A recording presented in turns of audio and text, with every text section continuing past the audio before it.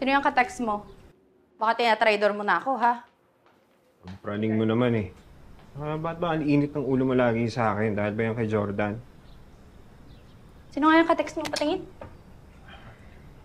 Oo. Si Billy. Anak ko. Pamangkin mo. Oo.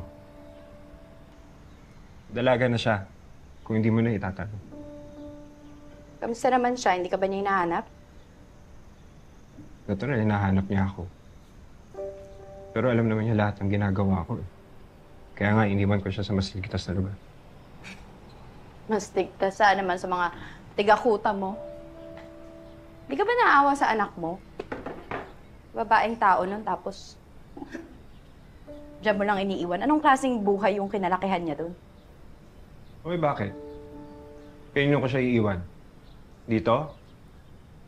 Sa'yo? Tatanggapin mo ba siya dito? Oo. Mahirap yung buhay namin sa kuta. Madami akong bagay na hindi naibigay sa kanya, mga material na bagay. Pero masaya siya. Masaya siya sa poder ko. At ang pinaka-importante, bukas ang mata niya sa lahat na nangyayari sa paligid niya. Pero sana man nang binigyan mo siya ng choice, di ba? Hindi yung pinipilit mo na lang siya dyan sa mga pinaglalaban niyo. Kaya ang laking pasasalamat ko talaga na lumayo kami doon ni Mama.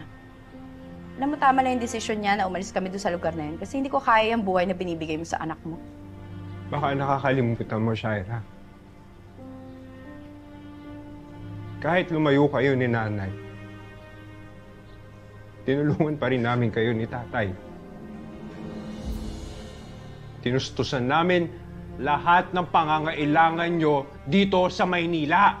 Ang kapal na mukha mo! Wag na wag mo ako susumbatan ng ganyan dahil alam mo kulang yon!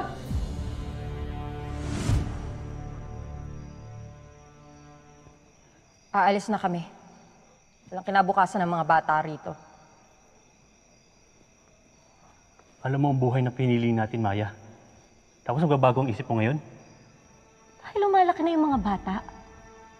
Inahawak mo na ng baril si Leon. Tapos ano? Isusunod mo si Shaira? Nung tayo pa lang, ayos pa lang. Pero hindi, ayoko na ganitong buhay para sa kanila. Shaira, tara na. Nasaan ang mga gamit mo? Ayoko pong umalis dito, Nay. Hindi kita iiwan dito. Halika na, anak. Halika na. Sama ka na, Leon. Halika na. Huwag mong pilitin ang bata kung ayaw niya! Kuya, ano ba? Sabi ni Nanay, mas maganda doon sa Maynila, Kuya. Halika na! Halika na, anak. Hindi ko po iiwan si Tatay. Kawawa naman po siya pag umalis tayong lahat.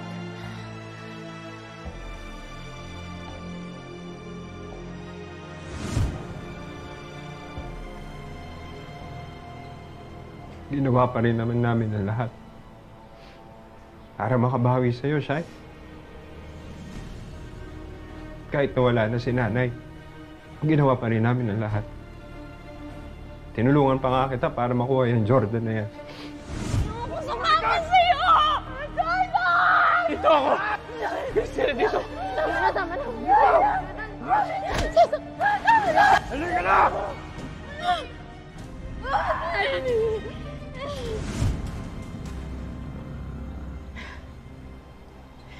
Alam mo kung hindi yun yung buhay na pinili ninyong dalawa ni Tatay. Sana buo pa yung pamilya natin ngayon. Sana hindi tayo nagkakaganito. Sana masaya tayo! At hindi tayo naghahabol sa mga tao para mahalin tayong dalawa! Hindi totoo yan. Sa totoo lang, ayaw na ayaw ko talaga na nadidikit yung pangalan ko sa'yo. Pero tingnan mo! Nandito pa rin tayong dalawa. In love sa dalawang taong mahal yung isa't isa. Hindi nga totoo yan. Mahal ako ni Christy. Alam kong mahal ako ni Christy. At ipapaalala ko sa kanya lahat ng pinagsamahan namin dalawa. Pues mahal din ako ni Jordan. At konting push na lang, babalik din siya sa akin. At ngayon, naiisa lang pala yung goal nating dalawa. Dapat magtulungan tayo. Babawiin ko si Jordan. para makuha mo din si Christy. Pero ilayo mo na yung pesteng babae na yun dito!